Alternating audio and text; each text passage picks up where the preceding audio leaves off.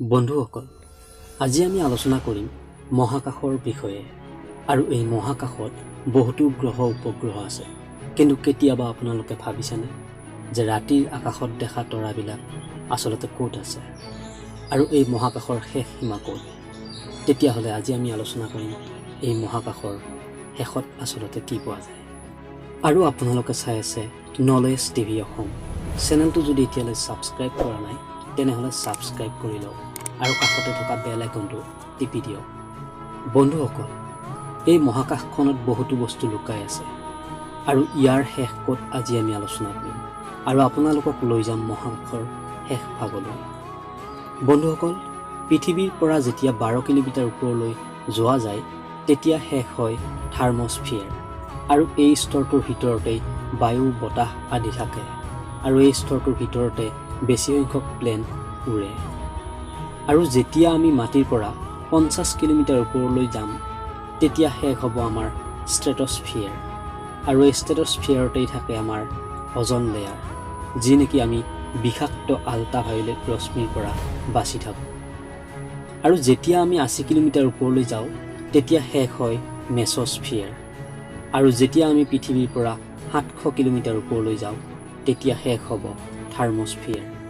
এই স্তৰটোত বতাহ একেবাৰেই পাতল আৰু স্তৰটোত তাপমাত্ৰা বহুত বেছি হৈ থাকে। যেতিয়া আমি মাটিৰ পৰা 10,000 কিলোমিটাৰ ওপৰলৈ যাওঁ তেতিয়া আমাৰ এক্সস্ফিয়াৰ লেয়াৰটো শেষ হৈ যায়, আৰু এই এক্সস্ফিয়াৰ লেয়াৰটোত বায়ুমণ্ডলৰ কোনো ধৰণৰ সম্পৰ্ক নাই, আৰু ওপৰত থকা বেছি সংখ্যক ছেটেলাইট এই এক্সস্ফিয়াৰতেই থাকে।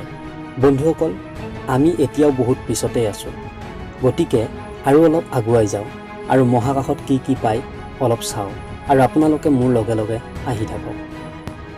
পৃথিৱীখন অতিক্ৰম কৰি যোৱাৰ পিছত আমাৰ এইবাৰ লক্ষ্য হৈ পৰিব চন্দ্ৰটো, আৰু এই চন্দ্ৰটোৰ বিষয়ে অলপ জানি লওঁ, তাৰপিছত আকৌ আগুৱাই যাম আৰু আগলৈ। বন্ধুসকল, এই চন্দ্ৰটো আমাৰ পৃথিৱীৰ পৰা 3,84,400 কিলোমিটাৰ দূৰত আছে, আৰু এইটোৱেই হৈছে পৃথিৱীৰ একমাত্ৰ উপগ্ৰহ, যিটো গ্ৰহত বৈজ্ঞানিকসকলে পোনপ্ৰথমবাৰৰ বাবে জীৱৰ সন্ধান কৰিছে। আৰু এই চন্দ্ৰটো সৌৰজগতত থকা 5 নম্বৰ উপগ্ৰহ। এই চন্দ্ৰটোৰ উৎপত্তি কেনেকৈ হৈছিল এইটো এটা ডাঙৰ প্ৰশ্ন, আৰু এই চন্দ্ৰটোৰ পৃথিৱীৰ সৈতে কি সম্বন্ধ আছে এই সকলোবোৰ কথা জানিবলৈ আমাৰ খুবেই মন যায়। যদি ইয়াৰ উৎপত্তিৰ বিষয়ে কওঁ তেতিয়াহ'লে আজিৰ পৰা প্ৰায় 4.5 বিলিয়ন বছৰ আগতে মংগল গ্ৰহৰ আকাৰৰ এটা উল্কাপিণ্ড এই পৃথিৱীত আহি খুন্দা মাৰিছিল, আৰু ইয়াৰ পৰাই চন্দ্ৰৰ উৎপত্তি হোৱা বুলি জনা যায়। আচলতে এনেকৈয়ে চন্দ্ৰৰ সৃষ্টি হৈছিল নেকি? এনেকুৱা বহুত প্ৰশ্ন আমাৰ সন্মুখলৈ আহে, আৰু এই কথাটো জানিবলৈ বৈজ্ঞানিকসকলে চন্দ্ৰলৈ মানুহ পঠিয়াই চন্দ্ৰৰ মাটি লৈ আহিছিল পৰীক্ষা কৰিবলৈ, আৰু শেষত এইটোৱেই পোৱা গ'ল এই বিশ্ব ব্ৰহ্মাণ্ডখনত চন্দ্ৰৰ বহু বছৰ আগতে এনেকৈয়ে সৃষ্টি হৈছিল। কিন্তু বহুতে এই কথাটো মানি লোৱা নাছিল, আৰু চন্দ্ৰ আৰু পৃথিৱীৰ সৈতে কোনো ধৰণৰ সংঘৰ্ষ হোৱা নাছিল। কিন্তু 1980 চনত প্ৰমাণ হ'ল যে পৃথিৱীৰ সৈতে উল্কাপিণ্ডটোৱে খুন্দিওৱাৰ ফলত চন্দ্ৰৰ সৃষ্টি হৈছিল। আৰু এই চন্দ্ৰটোৰ কেইটামান আচৰিত কথা আপোনালোকক ক'ম। সেইকেইটা হ'ল: নম্বৰ 1, আমি বেছিভাগ মানুহে ভাবোঁ যে চন্দ্ৰটো গোলাকৃতি, কিন্তু এই চন্দ্ৰটো গোলাকৃতিৰ নহয়, চন্দ্ৰটো এটা কণী আকৃতিৰহে। কাৰণ যেতিয়া চন্দ্ৰটো সৃষ্টি হৈছিল প্ৰথমতে গোলাকৃতিৰেই আছিল, কিন্তু পৃথিৱীৰ গ্ৰেভিটেশ্যনেল শক্তিৰ বাবে চন্দ্ৰটো কণী আকৃতিৰ হৈ গৈছিল। নম্বৰ 2, আপোনালোকে জানেনে চন্দ্ৰত এতিয়ালৈ আমাৰ 12জন ব্যক্তিয়ে ভৰি ৰাখিছে। তাৰে প্ৰথমজন হ'ল নীল আৰ্মষ্ট্ৰং 1969। নম্বৰ 3, আপোনালোকে জানেনে চন্দ্ৰটো আমাৰ পৰা প্ৰত্যেক দিনাই 1.5 ইঞ্চিকৈ দূৰলৈ গৈ আছে। যেতিয়া চন্দ্ৰটো সৃষ্টি হৈছিল তেতিয়া আমাৰ পৃথিৱীৰ পৰা 22,000 কিলোমিটাৰ দূৰত আছিল, কিন্তু এতিয়া পৃথিৱীৰ পৰা 3,84,400 কিলোমিটাৰ দূৰলৈ গৈছে, আৰু 600 মিলিয়ন বছৰ পিছত এই চন্দ্ৰটো বহু দূৰলৈ গুচি যাব, আৰু আমি এটা তৰা আকৃতিৰহে দেখা পাম। নম্বৰ 4, সাগৰৰ পানীবিলাক জোনাক নিশা বেছিকৈ লৰচৰ কৰি থাকে, কাৰণ চন্দ্ৰৰ গ্ৰেভিটেশ্যনেল শক্তিয়ে পৃথিৱীক টানি থাকে, কিন্তু চন্দ্ৰৰ গ্ৰেভিটেশ্যনেল শক্তি ইমান ষ্ট্ৰং নহয়, সেয়েহে সাগৰৰ পানীবিলাক উঠা নমা কৰি থাকে, যাক সমগ্ৰ বিশ্বই জোৱাৰ ভাটা বুলি জানে।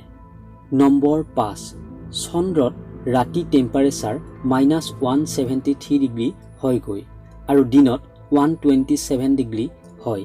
ইয়াৰ পৰা গম পোৱা যায় যে পোহৰ পৰিলে চন্দ্ৰৰ তাপ বহুগুণেই বৃদ্ধি পায়।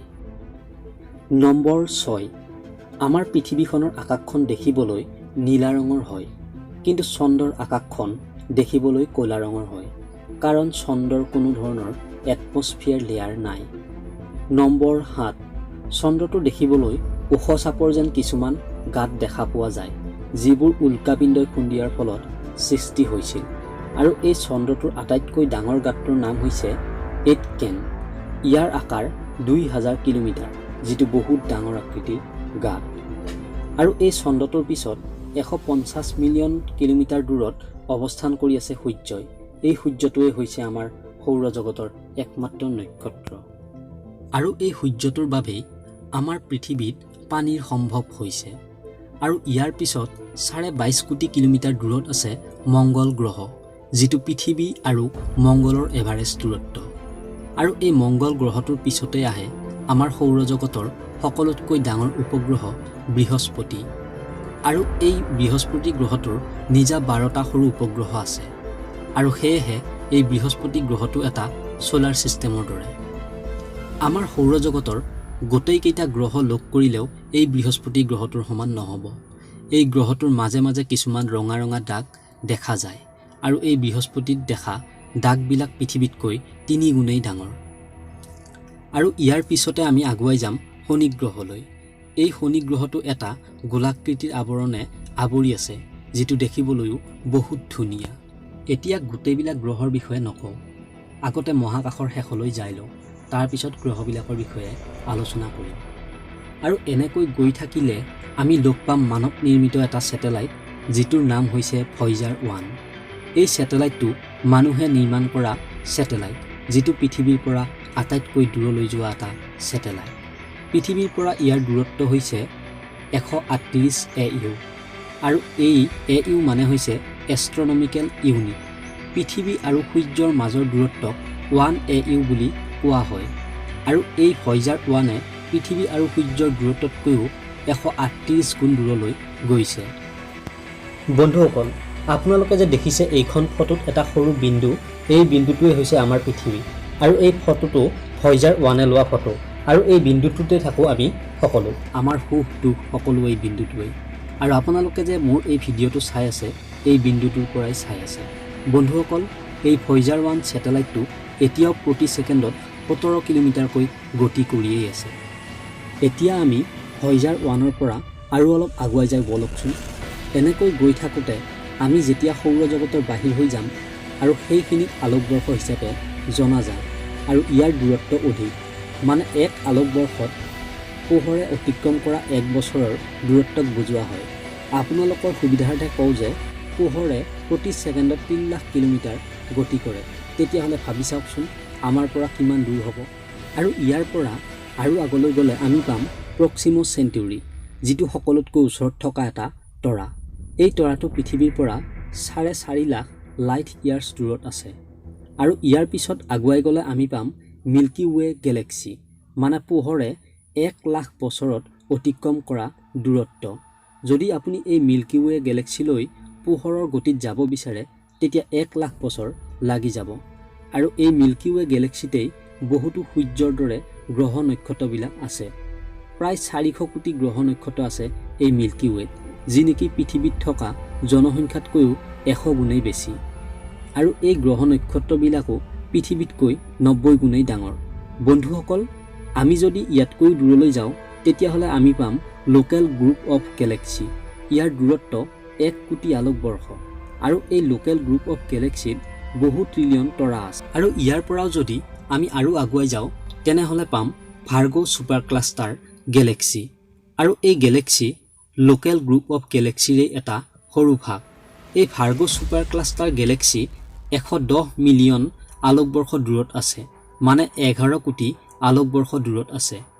আৰু ইয়াৰ পিছত আছে লানাইকা ছুপাৰ ক্লাষ্টাৰ গেলেক্সি, যাৰ দূৰত্ব 520 মিলিয়ন আলোকবৰ্ষ, আৰু ইয়াৰ আকাৰ 52 কোটি আলোকবৰ্ষ।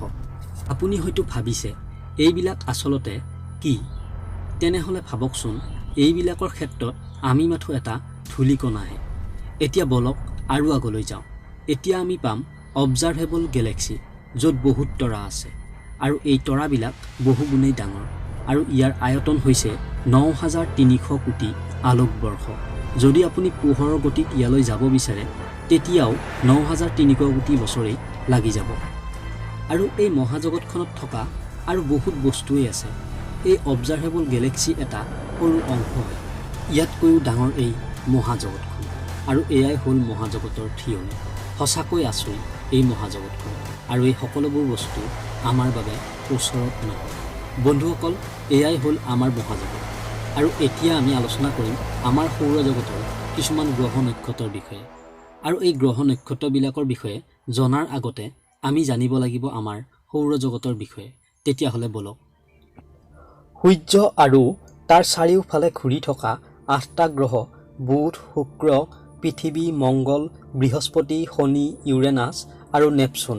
সিহঁতৰ উপগ্ৰহ বামন গ্ৰহ প্লুটো, চেৰছ, চাৰণ, জেনা আৰু সেইবিলাকৰ মাজত অৱস্থান কৰি থকা অসংখ্য গ্ৰহাণুৰ সমষ্টিকেই সৌৰজগত বুলি আমি জানো। হাতীপতি তাৰকাৰাজ্যত আমাৰ সৌৰজগত অৱস্থিত আৰু তাৰেই এটা নিচেই সামান্য অংশ। মহাকাশ বিজ্ঞানীসকলে বিশ্বাস কৰে যে সৌৰজগতকে প্ৰমুখ্য কৰি সমগ্ৰ বিশ্ব ব্ৰহ্মাণ্ড সৃষ্টিৰ আৰম্ভণিতে এক বিৰাট শূন্যতাৰে আছিল। শূন্যৰ পৰা বিশ্ব সৃষ্টিৰ ধাৰণা উদ্ভৱ আৰু অবিশ্বাস্য যেন লাগিলেও বিজ্ঞানীসকলে ইয়াৰ সপক্ষে কিছুমান মতামত আগবঢ়াইছে। সৌৰজগতৰ গ্ৰহবোৰক দুটা ভাগত ভাগ কৰা হৈছে। বুধ, শুক্ৰ, পৃথিৱী আৰু মংগল এই 4টা গ্ৰহক আভ্যন্তৰীণ গ্ৰহ বুলি কোৱা হয়। আভ্যন্তৰীণ গ্ৰহবোৰৰ ভিতৰত পৃথিৱী আটাইতকৈ ডাঙৰ। এই গ্ৰহবোৰৰ বিশেষত্ব হ'ল ইহঁত ওচৰা ওচৰিকৈ অৱস্থিত আৰু আটাইকেইটা শিল মাটিৰ দৰে টান পদাৰ্থৰে গঠিত। গ্ৰহবোৰে নিজ মেৰুদণ্ডত আৱৰ্তন কৰাৰ লগে লগে সূৰ্যৰ চাৰিওফালেও প্ৰদক্ষিণ কৰি থাকে। এতিয়া আমি আৰম্ভ কৰোঁ এই মহাজগতখনত থকা গ্ৰহ উপগ্ৰহসমূহৰ বিষয়ে। প্ৰথমতে আৰম্ভ কৰোঁ সূৰ্যৰ পৰা। আকাশৰ অগণন তৰাৰ দৰে সূৰ্যও এটা তৰা বা নক্ষত্ৰ। ই আমাৰ আটাইতকৈ ওচৰত থকা এটা তৰা। সূৰ্যটো অতি গৰম গেছৰ এটা বাষ্পপিণ্ড। ইয়াৰ বিষুৱীয় গড় ব্যাস 13,83,917 কিলোমিটাৰ, পৃথিৱীৰ 109 গুণ। সূৰ্যটো 90% হাইড্ৰজেন, 8% হিলিয়াম আৰু 2% ওজন মৌলৰে গঠিত। অভ্যন্তৰত থকা হাইড্ৰজেন ভাগ প্ৰচণ্ড তাপ আৰু চাপৰ ফলত হিলিয়ামলৈ পৰিৱৰ্তিত হয়, আৰু এই বিক্ৰিয়াই সূৰ্যক বিপুল শক্তিৰ অধিকাৰী কৰি তুলিছে। সৌৰজগতৰ আন আন গ্ৰহবোৰৰ দৰে সূৰ্যৰো নিজা গতি আছে। 25 দিন 9 ঘণ্টা 7 মিনিট ই নিজ অক্ষৰ ওপৰত আৱৰ্তন কৰাৰ উপৰিও মহাকাশতে এটা নিৰ্দিষ্ট দিশত গতি কৰে। তদুপৰি সূৰ্য আৰু ইয়াৰ ওচৰত থোপাথোপে থকা হাতীপতিৰ গতিৰ বাবে হাতীপতিৰ কেন্দ্ৰৰ চাৰিওফালে ঘূৰে। সৌৰজগতৰ শক্তিৰ আধাৰ হৈছে সূৰ্য। সূৰ্যৰ শক্তিৰ অবিহনে কোনো জীৱ সম্ভৱ নহয়, গছ-গছনি আদিও জীয়াই নাথাকে। সূৰ্যৰ অন্তৰ্ভাগত থকা গভীৰ চাপ বিশিষ্ট হাইড্ৰজেনৰ বাবে অফুৰন্ত নিউক্লিয় শক্তিৰ উৎপন্ন হয়। যদিও সূৰ্যটো অতি পাতল গেছেৰে পৰিপূৰ্ণ, তথাপি ই পৃথিৱীতকৈ 1,30,000 গুণেই ডাঙৰ। কিন্তু সূৰ্যটো কেৱল হাইড্ৰজেন আৰু হিলিয়ামেৰে পৰিপূৰ্ণ এক অগ্নিপিণ্ডই নহয়। যথেষ্ট পৰিমাণে উদ্ভৱ হোৱা বিদ্যুতৰ সোঁতৰ ফলত ইয়াত কিছু চুম্বকীয় ক্ষেত্ৰও আছে, যিবিলাক ক'লা ক'লা দাগ হিচাপে দেখা পাওঁ। হেনৰিক ছয়েব নামৰ জাৰ্মান বিজ্ঞানী এজনে পোনপ্ৰথমে এই দাগসমূহৰ প্ৰতি আকৃষ্ট হয়। পাছত এইবিলাককে সৌৰ কলংক বুলি অভিহিত কৰা হয়। ইয়াৰ অন্তৰ্ভাগৰ উত্তাপ 14 নিযুত ডিগ্ৰী চেলছিয়াছ আৰু উপৰিভাগৰ উত্তাপ 5,500 ডিগ্ৰী চেলছিয়াছ। বুধ গ্ৰহ। আমাৰ সৌৰজগতৰ গ্ৰহবিলাকৰ ভিতৰত বুধ সূৰ্যৰ আটাইতকৈ ওচৰত থকা এটা গ্ৰহ। ই সৌৰজগতৰ আটাইতকৈ সৰু গ্ৰহ বুলি জনা যায়। বুধ গ্ৰহৰ ব্যাস প্ৰায় 4,851 কিলোমিটাৰ। বুধে নিজৰ মেৰুদণ্ডৰ ওপৰত এপাক ঘূৰিবলৈ 58 দিন সময় লয়। সূৰ্যৰ পৰা বুধ গ্ৰহৰ দূৰত্ব প্ৰায় 5,75,74,000 কিলোমিটাৰ। সূৰ্যৰ চাৰিওফালে এপাক ঘূৰিবলৈ বুধ গ্ৰহক সময় লাগে প্ৰায় 88 দিন। বুধ গ্ৰহৰ পৃষ্ঠভাগ শুকান আৰু শিলাময়ৰে আৱৰা। ইয়াত ঠায়ে ঠায়ে বহল সমভূমি আৰু দ কিছুমান গাঁত আদি পোৱা যায়। দিনৰ ভাগত বুধ গ্ৰহৰ তাপমাত্ৰা বাঢ়ি গৈ প্ৰায় 342 ডিগ্ৰী চেলচিয়াছ হয়গৈ। সেইদৰে ৰাতিৰ ভাগত অতি কমি -193 ডিগ্ৰী চেলচিয়াছ মান পায়গৈ। বুধ গ্ৰহৰ বায়ুমণ্ডলত অতি কম পৰিমাণে হাইড্ৰোজেন, আৰ্গন, নিয়ন আদি গেছ পোৱা যায়। বায়ুমণ্ডলৰ বেছিভাগেই হিলিয়াম গেছেৰে ভৰা। এনে বায়ুমণ্ডলত জীৱৰ স্থিতি অসম্ভৱ। শুক্ৰ গ্ৰহ। সূৰ্যৰ পৰা দূৰত্ব অনুসাৰে সৌৰজগতত শুক্ৰৰ স্থান দ্বিতীয়। ইয়াৰ বিষুৱীয় ব্যাস প্ৰায় 12,390 কিলোমিটাৰ। শুক্ৰই নিজ কক্ষত এপাক ঘূৰিবলৈ 243 দিন সময় লয়। মন কৰিবলগীয়া কথাটো, শুক্ৰই আন গ্ৰহবোৰৰ বিপৰীত দিশেহে ঘূৰে। সূৰ্যৰ পৰা শুক্ৰ গ্ৰহৰ দূৰত্ব প্ৰায় 10.74 কোটি কিলোমিটাৰ। সূৰ্যৰ চাৰিওফালে এপাক ঘূৰিবলৈ শুক্ৰৰ প্ৰায় 224 দিন সময় লাগে। শুক্ৰ গ্ৰহৰ পৃষ্ঠত অতি সঘনে ভূমিকম্প, আগ্নেয়গিৰি উদগীৰণ, বজ্ৰপাত আদি হৈ থাকে। ইয়াৰ আকাশত দিনতো সূৰ্য দেখা নাযায়। ৰঙচুৱা বৰণৰ শুক্ৰৰ আকাশখনত আনকি কোনো ধৰণৰ গ্ৰহ নক্ষত্ৰও ৰাতি দেখা নিদিয়ে।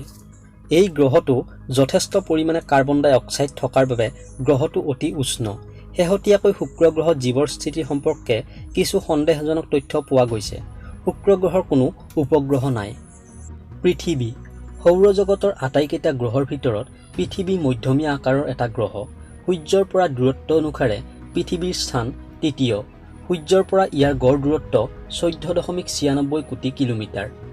পৃথিৱীয়ে নিজ কক্ষত আৱৰ্তন কৰিবৰ বাবে 23 ঘণ্টা 56 মিনিট 4 ছেকেণ্ড সময় লয়। পৃথিৱীৰ এই আহ্নিক গতিৰ ফলতে আমাৰ দিন ৰাতিও হয়। আনহাতে ই সূৰ্যৰ চাৰিওফালে এপাক ঘূৰিবলৈ 365 দিন সময় লাগে। পৃথিৱীৰ পৃষ্ঠভাগ টান শিলেৰে গঠিত যদিও তাৰ ওপৰত মাটি বা পানী পোৱা যায়। পৃথিৱীৰ বায়ুমণ্ডলত যথেষ্ট পৰিমাণে অক্সিজেন পোৱা যায়। তদুপৰি কাৰ্বন ডাই অক্সাইড, জলীয় বাষ্প আৰু আন আন গেছো পৃথিৱীৰ বায়ুমণ্ডলত আছে। সৌৰমণ্ডলৰ সকলো গ্ৰহৰ ভিতৰত কেৱল পৃথিৱীতেই জীৱ আছে। চন্দ্ৰ পৃথিৱীৰ একমাত্ৰ উপগ্ৰহ। মংগল গ্ৰহ। সৌৰজগতত সূৰ্যৰ পৰা দূৰত্ব অনুসাৰে মংগলৰ স্থান চতুৰ্থ। সূৰ্যৰ পৰা ইয়াৰ গড় দূৰত্ব প্ৰায় 22.72 কোটি কিলোমিটাৰ। 6,740.8 কিলোমিটাৰ ব্যাসৰ এই গ্ৰহটোৱে সূৰ্যৰ চাৰিওফালে এপাক ঘূৰিবলৈ প্ৰায় 686 দিন পৃথিৱীৰ দিন সময় লয়। আনহাতে নিজ কক্ষপথত এবাৰ আৱৰ্তন কৰিবৰ বাবে ইয়াক সময় লাগে 24 ঘণ্টা 30 মিনিট 22 ছেকেণ্ড। মংগলৰ পৃষ্ঠভাগ উষ্ণ মৰুভূমি, হিমালয়তকৈ ওখ পাহাৰ, গভীৰ উপত্যকা এই সকলোবোৰ পোৱা যায়। মংগলৰ বায়ুমণ্ডলৰ চাপ অতি কম। এই বায়ুমণ্ডলৰ শতকৰা 95% কাৰ্বন ডাই অক্সাইড। অৱশ্যে তেনেই সামান্য পৰিমাণে নাইট্ৰোজেন আৰু আৰ্গন গেছো পোৱা যায়। পৃথিৱীৰ পৰা মংগলক এখন ৰঙা চেপেটা কাহি যেন লাগে। সেয়েহে ইয়াক লোহিত গ্ৰহ অৰ্থাৎ ৰেড প্লেনেট বুলিও জনা যায়। ই ৰংচুৱা ধূলিৰে পৰিপূৰ্ণ আৰু ঘণ্টাত 100 কিলোমিটাৰ বেগত বলা বতাহে ইয়াত প্ৰায়ে ধুমুহাৰ সৃষ্টি কৰে, যাৰ বাবে ইয়াক তীব্ৰ ৰঙাকৈ দেখা পোৱা যায়। এনে ধুমুহা সূৰ্যৰ ওচৰ চপাৰ সময়ত দেখা যায়। মংগলৰ উপগ্ৰহ দুটা। এই দুটা হ'ল ফবুছ আৰু ডিমোছ। শেহতীয়াকৈ মংগলৰ বুকুত এসময়ত জীৱ থকাৰ বাতৰি পোৱা গৈছে যদিও বিজ্ঞানীসকলে এই বিষয়ত এতিয়াও সম্পূৰ্ণ নিশ্চিত হ'ব পৰা নাই। বৃহস্পতি গ্ৰহ। বৃহস্পতি সৌৰজগতৰ বৃহত্তম গ্ৰহ। সূৰ্যৰ পৰা দূৰত্ব অনুসাৰে ইয়াৰ স্থান পঞ্চম। সূৰ্যৰ পৰা বৃহস্পতি গ্ৰহৰ দূৰত্ব প্ৰায় 77.83 কোটি কিলোমিটাৰ। বৃহস্পতিয়ে নিজ কক্ষপথত এপাক ঘূৰিবলৈ 9 ঘণ্টা 55 মিনিট 33 ছেকেণ্ড সময় লয়। ইয়াৰে এই আৱৰ্তনৰ বেগ আন গ্ৰহতকৈ তুলনামূলকভাৱে বেছি। আনহাতে সূৰ্যক এবাৰ প্ৰদক্ষিণৰ বাবে বৃহস্পতিয়ে 4,333 পৃথিৱীৰ দিন সময় লয়। এই সময় পৃথিৱীৰ সময় জোখেৰে প্ৰায় 12 বছৰ। বৃহস্পতি গ্ৰহটো মেঘৰ কেইটামান ডাঠ তৰপেৰে আৱৰা। গ্ৰহটোৰ গাত দেখা ৰঙা দাগবোৰ জ্যোতিৰ্বিজ্ঞানীসকলৰ বাবে অন্যতম আকৰ্ষণীয় বিষয়। শেহতীয়াকৈ পোৱা তথ্যমতে বৃহস্পতিৰ বায়ুমণ্ডলত হাইড্ৰোজেনৰ পৰিমাণেই বেছি। অৱশ্যে হিলিয়াম, মিথেন, এমনিয়া, জলীয় বাষ্প আদিও ইয়াত কিছু পৰিমাণে পোৱা যায়। বৰ্তমানলৈকে আৱিষ্কৃত বৃহস্পতিৰ উপগ্ৰহ 67টা। শনি গ্ৰহ। শনি সৌৰজগতৰ 6ৰ্থতম গ্ৰহ। আকাৰৰ ফালৰ পৰা ইয়াৰ স্থান বৃহস্পতিৰ পিছতে। ইয়াৰ বিষুৱীয় ব্যাস প্ৰায় 1,19,840 কিলোমিটাৰ। সূৰ্যৰ পৰা শনিৰ গড় দূৰত্ব প্ৰায় 142.70 কোটি কিলোমিটাৰ। শনিয়ে নিজ কক্ষপথত এপাক ঘূৰিবলৈ 10 ঘণ্টা 39 মিনিট 30 ছেকেণ্ড সময় লয়। সেইদৰে সূৰ্যক এবাৰ প্ৰদক্ষিণৰ বাবে ইয়াক সময় লাগে 29.46 বছৰ। শনি গ্ৰহটোৰ বিশেষত্ব হ'ল ইয়াক আগুৰি থকা আঙুঠিবোৰ। এইবোৰ অদপ্য সৌৰমণ্ডলৰ এক বিস্ময়। এই আঙুঠিবোৰ বৰফ আৰু শিলেৰে গঠিত। শনি গ্ৰহটো গোট মৰা জুলীয়া হাইড্ৰজেনেৰে গঠিত। গ্ৰহটোৰ অন্তৰ্ভাগত কি আছে এই কথা এতিয়াও জানিব হোৱা নাই, কিন্তু ই সৌৰমণ্ডলৰ আটাইতকৈ কম ঘনত্বৰ গ্ৰহ। গ্ৰহটো ইমানেই পাতল যে আনকি পানীটো উপঙি থাকিব বুলি বিশ্বাস কৰা হৈছে। শনি গ্ৰহৰ উপগ্ৰহৰ সংখ্যা 62টা। 1997 চনৰ 6 অক্টোবৰৰ দিনা কুচিনি নামৰ এখন মহাকাশযান শনি গ্ৰহৰ অভিমুখে উৎক্ষেপণ কৰা হৈছে। 2004 চনৰ জুন মাহত ই শনি গ্ৰহৰ একেবাৰে ওচৰ চাপে। কুচিনিয়ে শনিৰ বলয়, ইয়াৰ বায়ুমণ্ডল আৰু উপগ্ৰহসমূহৰ বিষয়ে পুংখানুপুংখভাৱে অনুসন্ধান চলায়। ইউৰেনাছ গ্ৰহ। ইউৰেনাছ গ্ৰহ সৌৰজগতৰ 7মটো গ্ৰহ। 1781 চনত ছাৰ উইলিয়াম হাৰ্শ্বেলে এই গ্ৰহটো আৱিষ্কাৰ কৰি জ্যোতিৰ্বিজ্ঞানৰ বুৰঞ্জীত এক নতুন যুগৰ সূচনা কৰে। দূৰবীক্ষণৰ সহায়েৰে আৱিষ্কাৰ কৰা এইটোৱেই হ'ল প্ৰথমটো গ্ৰহ। সূৰ্যৰ পৰা ইউৰেনাছৰ গড় দূৰত্ব প্ৰায় 287 কোটি কিলোমিটাৰ। সূৰ্যক এবাৰ প্ৰদক্ষিণৰ বাবে ইয়াক প্ৰায় 84 বছৰ দিন সময় লাগে। এই গ্ৰহটো প্ৰায় কাটি হৈ থকা দি থাকে। সমতলৰ সৈতে ইয়াৰ কোণৰ জোখ 98 ডিগ্ৰী। সেয়েহে ইয়াৰ দিন ৰাতিৰ দৈৰ্ঘ্যও প্ৰায় 42 বছৰ। ইয়াৰ আৱৰ্তন কাল 10 ঘণ্টা 48 মিনিট। ইউৰেনাছৰ ব্যাস 52,096 কিলোমিটাৰ। উন্নত মানৰ দূৰবীক্ষণ যন্ত্ৰ এটাৰে লক্ষ্য কৰিলে ইউৰেনাছক নীলা সেউজীয়া বৰণৰ এটা গেছীয় বল যেন লাগে।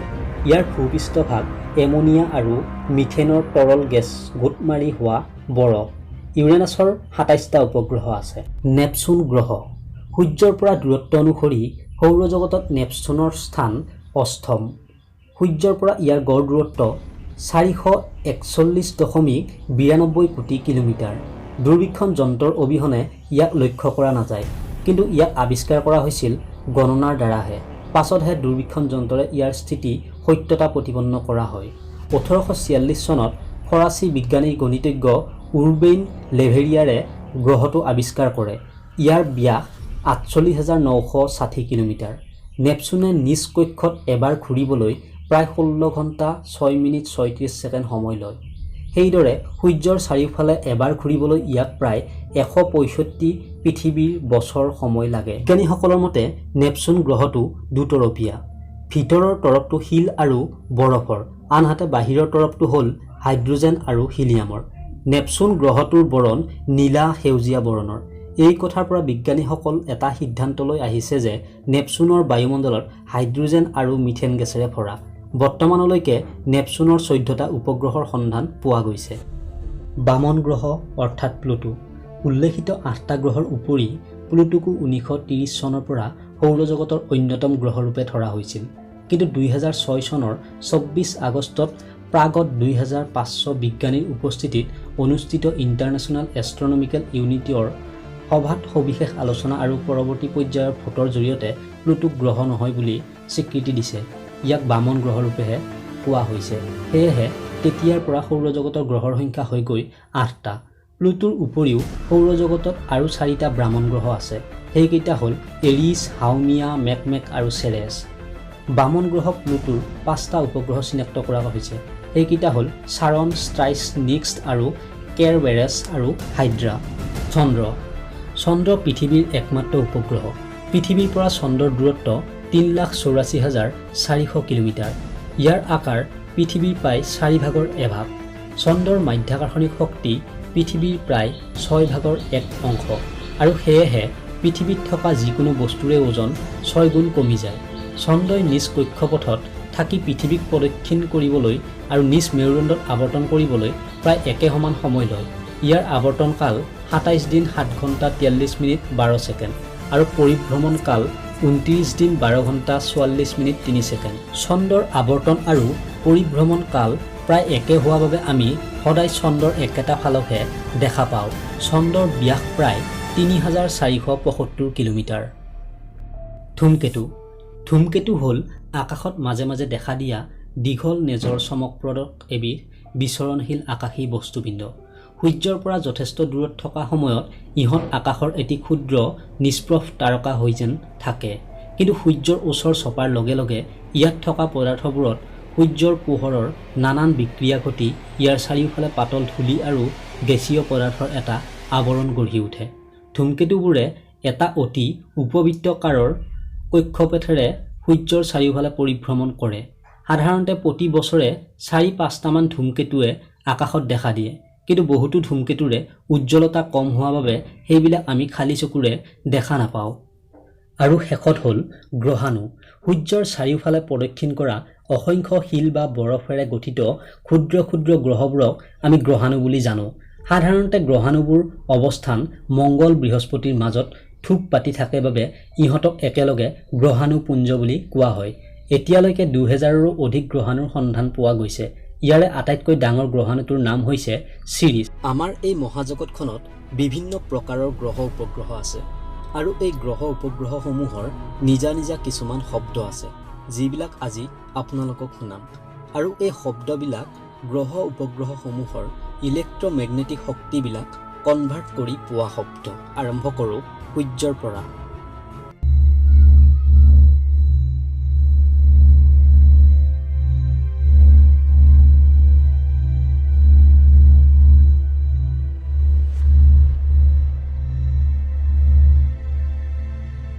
বুধ গ্ৰহ।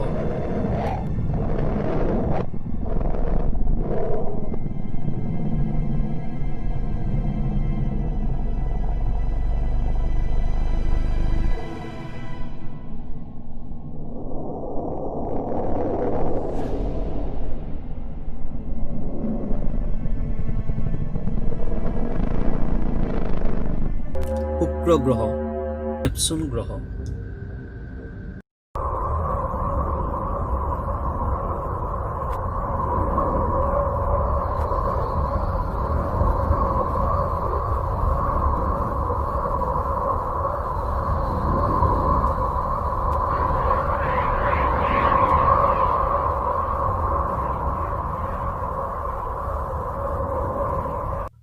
নেপচুন গ্ৰহ।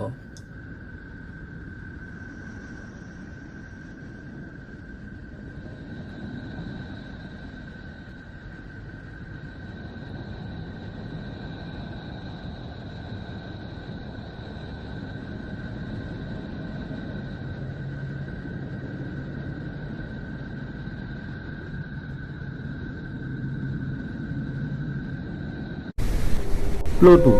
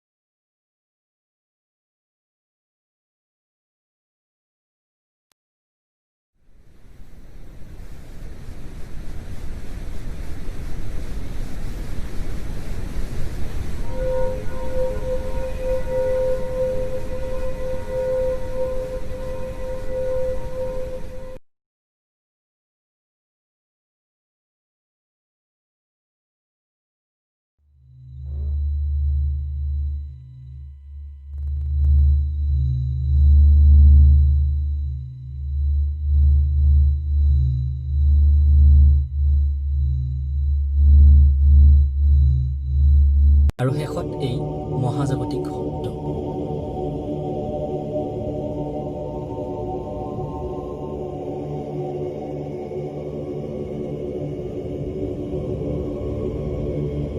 বন্ধুসকল, আৰু এই মহাকাশখনত আৰু কি কি বস্তু আছে তাৰ বিষয়ে আমি এবাৰ ভালকৈ চাই লওঁ।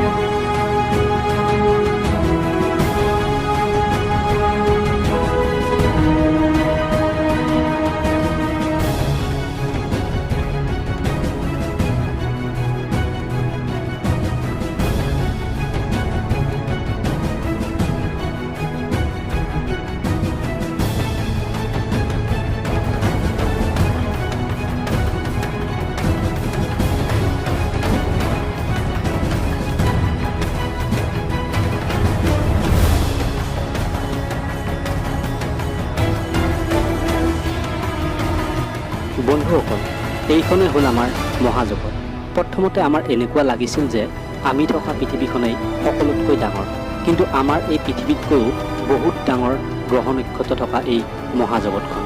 আৰু এই বিশ্ব ব্ৰহ্মাণ্ডখনত আমাৰ পৃথিৱীখন মাথো এটা ধূলিকণাহে। আৰু সূৰ্যটোৰ দৰে বহুত কোটি কোটি নক্ষত্ৰ আছে, যিবিলাক সূৰ্যতকৈও বহুগুণেই ডাঙৰ।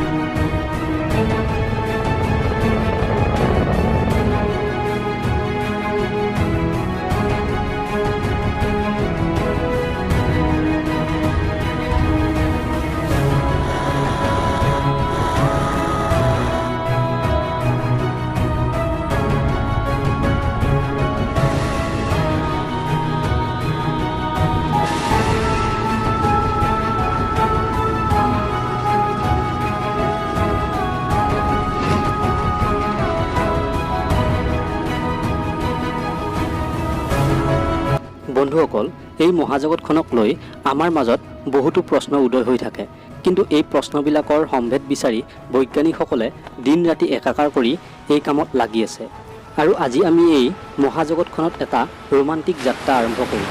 বন্ধুসকল, ভিডিঅ'টো চাই কেনেকুৱা পালে তলত কমেণ্ট কৰি দিব, আৰু যদি ভাল লাগিছে লাইক আৰু শ্বেয়াৰ কৰি দিব।